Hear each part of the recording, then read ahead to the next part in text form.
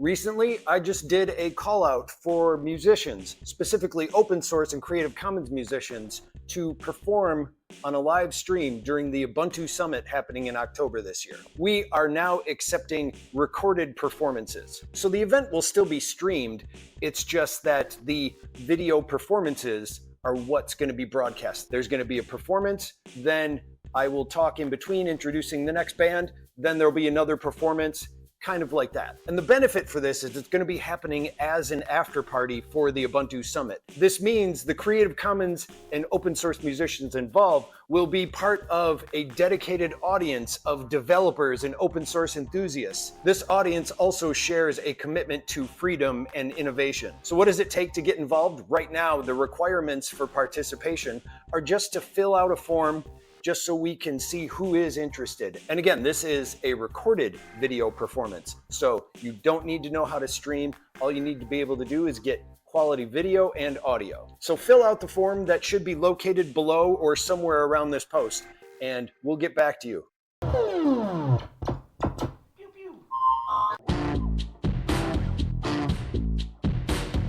All right, so we are here today to talk about a remix that you did for our recent album, Lorenzo's Remixes Volume 2. And you did the track, If I Was Alone, and it's called the AxWax remix, of course, because that's who you are. So I wanted to talk to you about that. The first thing I want to say, thank you for doing that track. It was great.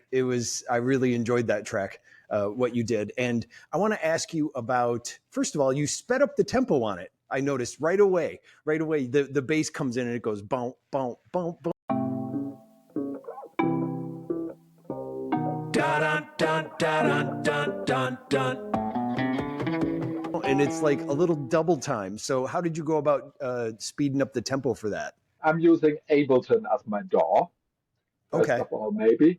And so first thing I did was to try and figure out the BPM of the original track. And I don't know why, but I've fairly early on, I thought it could work being sped up a little bit.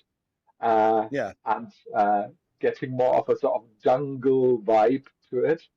And so, so I used the inbuilt warp functionality in Ableton to, once I had the original BPM, I could set markers at certain transients and then use the warp functionality in there to time stretch it or time compress, more to the point, to 140 BPM, which is... So Ableton actually has it so like if you put the samples in, you're saying that you go, I want to change the tempo, it will, if you've determined what that tempo is based on those, it will do it automatically, or did you have to adjust that track by track? I guess that's what I'm wondering. It makes it sound like Ableton sped everything up like once you put it in.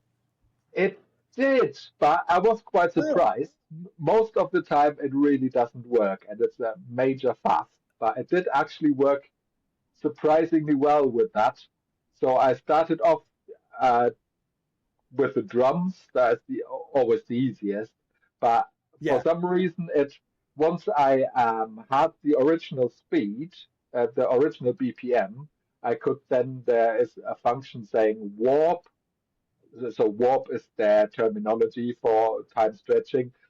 Warp from 125 point something or other BPM, whatever the original speed was.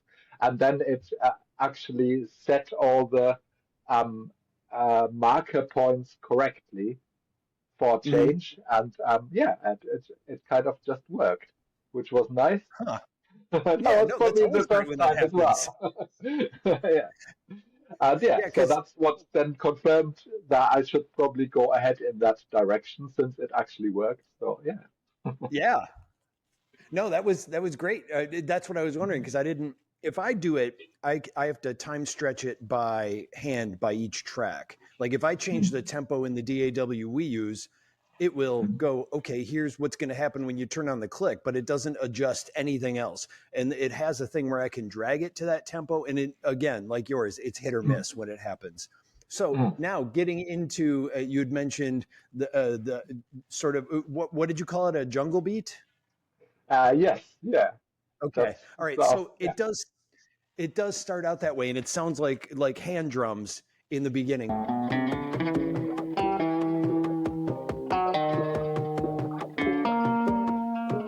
So tell me about, first of all, I'm going to ask you a lot of drum questions because the song is very drum heavy. So yes, tell me about that first beat when it comes in with like the hand drums. So the hand drums are actually the original drums, but I just took a 1-bar loop and chopped it up.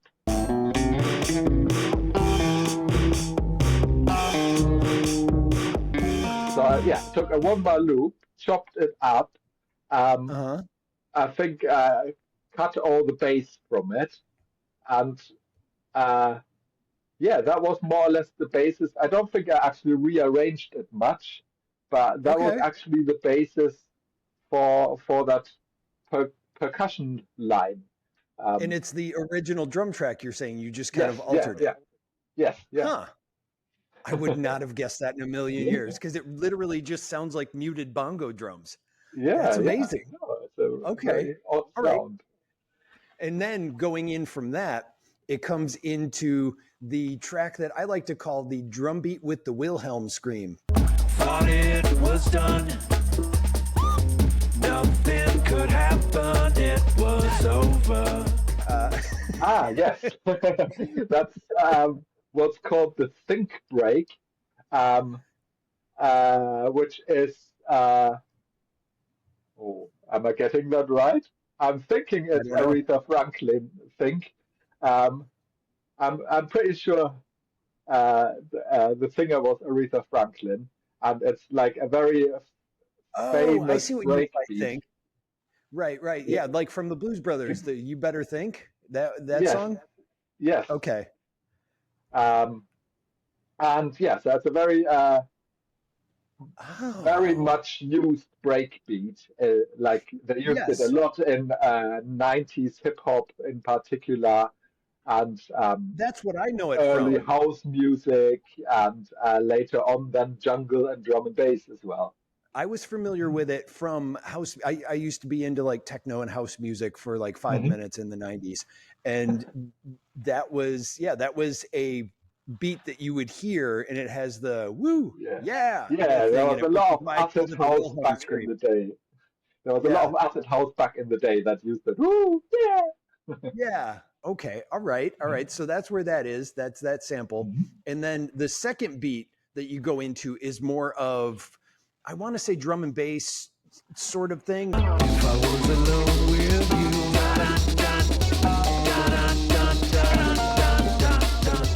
That's the thing. I know when people tell me what the beat is, I'm familiar with the sound, but when I have to name it off the bat, I'll go, I think it's this. So I want to say it's a drum and bass beat, but it's more of a, it's like a lot louder. So that's the most sampled beat in history, I believe.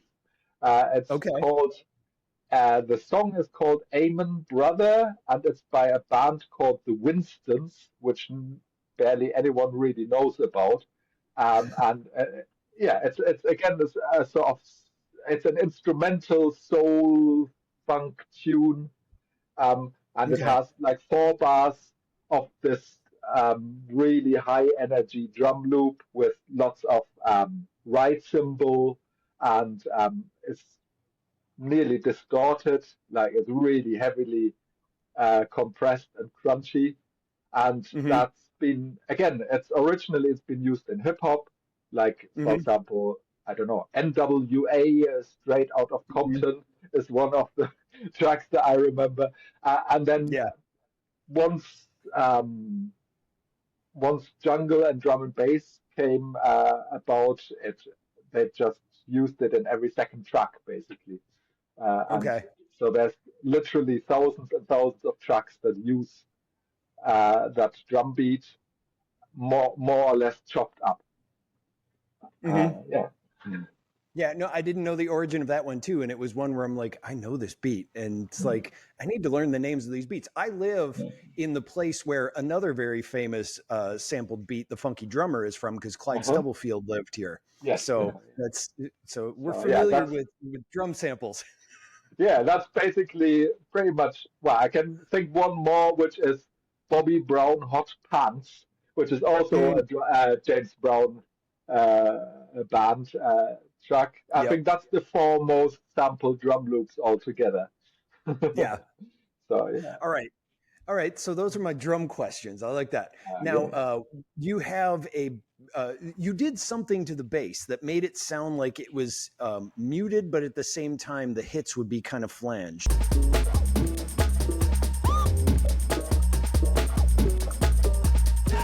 Did it just end up that way because of how it was sped up, or did you do something to it? How did that work out? You mean the original bass line, yeah? Yeah. Yeah. So that's good question. What did I actually do with that? I think I EQ'd out all the bass of it because I kind of wanted to use it. I wanted to use my own bass, and so I thought of it more as nearly like a guitar kind of line. So I got rid of the bass on it, and instead I added some sort of an envelope follower. So it's like an auto wah kind of effect on it. So that's exactly why you were saying it has this flange kind of characteristic to it. Yeah. So that's spot on. Yeah. Okay, and I only just apparently we just played a song the other day, and my bass player had a very similar effect, and he also said that what he has is he has an envelope filter pedal that he uses, and he got the same effect. So I should have been aware of that when I asked you that question. That it does kind of the same thing that his does, so that makes sense. Now. There's also some synth parts that you added. So tell me a bit about some of the synths that you use. So you've got you had a new line where you go do do do do do do do do. It got me and my breath. You have a little synth line in there. Okay, so that's actually a VST instrument, so a virtual synth. That is supposed to be a Roland Juno clone,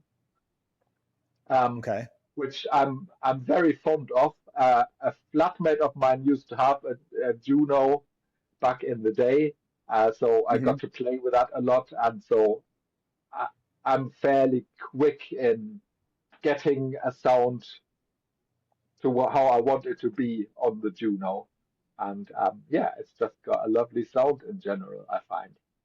Okay. And you said Juno. I thought you were saying judo.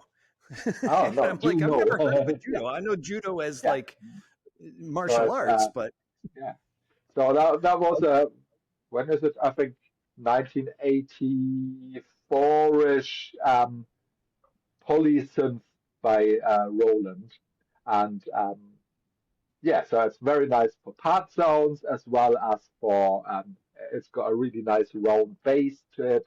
It's quite a versatile synthesizer, but it's really expensive, of course, if you buy it these days. So I've got a virtual version of that. Okay, and then getting more into the synth towards the end. So after it gets through the progression of what the vocals do, then there is a spot where you go kind of all out.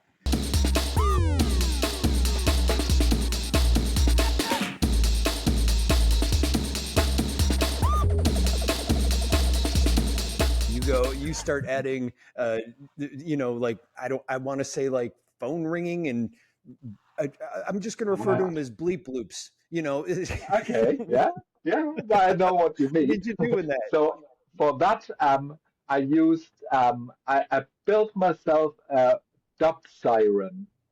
So you're aware with the term dub siren?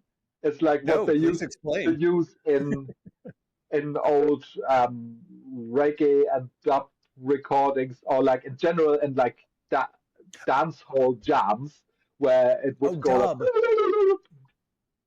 Okay, Yeah. I thought you said duck recordings, like Oh no, D-U-C-K. no, dub with B. Yes, I know Yeah, what dub is. Okay, yes. yeah. So yeah, so they had like boxes that were very simple. It would be like just an oscillator or two oscillators Hmm. with an LFO that would then go or Yeah, yeah. that kind of thing. And so I Okay. built myself a version of that, but instead of with analog electronics, it uses a little Raspberry Pi Pico, and it's actually Oh, programmed rather than hardware electronics because I'm not very good with electronics, but I'm okay. fairly good with programming. So, but yeah, so Nice. and I built that for myself for DJing, um, and I thought that would be nice to add to the track as well. I tried to add a few Yeah. real instruments, so I've got a few more. Hmm. um, so yeah, maybe I go back again a bit more to the start. So Hmm. uh, once that drum loop that we're talking about, the think break, came in, I think there is, or even before, there is a bass line, quite a deep bass line coming in. Dun dun dun dun dun dun. And for that, I actually, well, it's got two different parts to it. Originally, I played it on a hardware synthesizer called the Korg Poly 800, which is again Hmm. sort of mid 80s polysynth. But it was at the time when they stopped using knobs, but instead it just had a tiny display and lots of buttons. I've actually Okay. I've actually got it here because that's the one synth that I did in Germany. So I started off the track in Germany, and that's the synth I've got there. So you Okay. can see it's literally just got like 10 buttons, most of which are Hmm. for choosing presets. And so it's a bit of a pain to program, but it's got a lovely sound. Um, Yeah. and I've actually modded it. Um, so it's got two knobs here for cutoff and resonance, Okay. and that's something that I did use for the track. So I would play the bass line in as MIDI originally, because yeah, Yeah. that's what a very early MIDI synth. So it's got Hmm. MIDI. Um, and then I played back the MIDI and live tweaked the cutoff knob to give the bass line a bit more movement. Okay. So So you're saying you exported the MIDI to an audio track, like you played it back and then adjusted it while it was playing back and recorded it to a new exactly, track, and or recorded it as okay, audio, yeah. And then I had okay, and then I had the bass line as an audio track eventually. nice, okay, And as a second thing, because it wasn't quite as didn't have enough oomph to it as much as I wanted to. So I felt it needs some more sub bass to it as well. yes, I was So going to ask you about that. I used a virtual instrument for that that was specializing in sub bass. And because I already had the MIDI track, I could just use that and just let it play the sub bass one octave lower and mixed Hmm. it with my other synth. And so that really helped to have a fat low end as well as being able to still hear the bass line a bit on smaller speakers as well. So Now, yeah. are those the like bass drum hits that kind of hit with it that change tone? Is that the part that you're talking about? Because there Yes, is a low bass it, that kind of goes boom, boom, boom, boom, like sort of exactly. thing. Yeah, that's the one. Yeah, yeah. Okay, it's Synth so and was quite tinny, but yeah, then I added that big sub bass to it to make it cut through the mix. All right. That's always a question that I have. Like, I can get that 808 tone, and I'll normally just get an 808 sample or something like that. But I'll hear from time to time, and just like yours was, one that actually changes keys with the song and enhances the bass as if it is a bass part, even though it's also a beat. So I was curious how that's done. And you're saying that it was a bass part and you added a sub bass sound to it so that it would do that. It just sounds percussive because of the drop in tone. Okay. All right. It seems so simple when I say it out loud.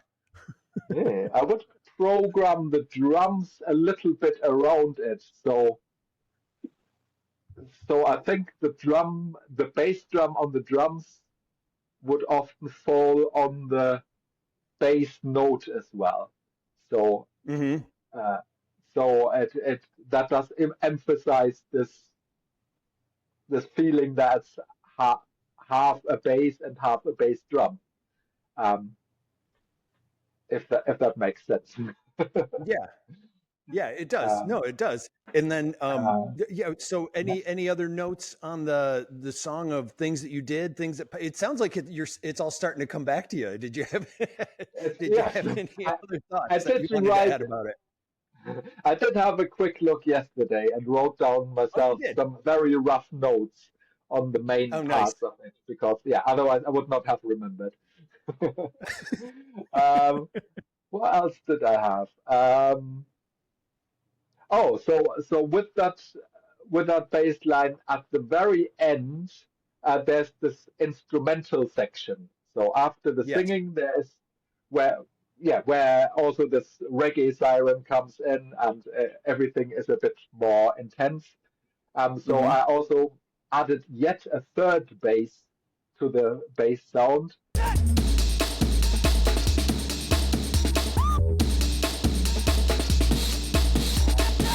And that was another hardware synthesizer. That was called a Korg MS-10, which is a semi-modular synthesizer, and it's got a really aggressive filter and makes quite a gnarly bass. So I used that, and basically because it hasn't got MIDI, I played that part live. So I just tried to play along with the main bass line, and then would also tweak the filter knob at the same time, so it would get a wah wah kind of sound to it. So that's that. I think that was all the synths that I used, the hardware ones. There's one more software synth that does a sort of TB303 acid line right at the end, but it's fairly quiet, and it was more or less an afterthought as well. So that's all the synths anyway. I have one more piece of outboard gear that I did use on the guitar track, on the original guitar track. I thought it could deal with some delay, and I've got an analog delay, a bucket brigade delay. So not a tape delay or anything like that, but it's an analog electronic delay. And